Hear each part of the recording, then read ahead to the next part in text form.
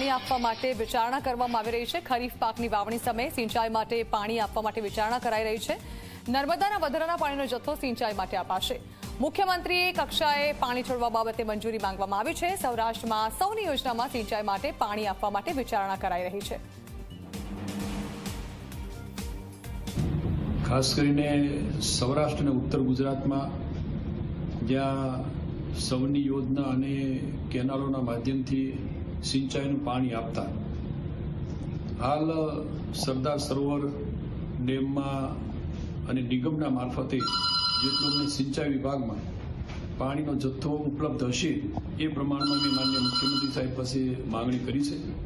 માન્ય ભૂપેન્દ્રભાઈ પટેલ મુખ્યમંત્રી આ નિગમમાંથી પાણીનો જથ્થો જે વધારાનો જે આપી શકાય એટલો છે એમના તરફથી મંજૂર થતાની સાથે ફરી પાછા અમે ઉત્તર ગુજરાતની કેનાલોમાં અને સૌરાષ્ટ્રની લિંકોમાં લિંક 1, 2, 3, 4 પણ જેટલો જથ્થો ઉપલબ્ધ હશે એ પ્રમાણે પાણી અમે સિંચાઈ વિભાગ તરફથી આપવાના છીએ। સુરેન્દ્રનગરમાં પાટડીમાં હિટ એન્ડ રનની ઘટના બની।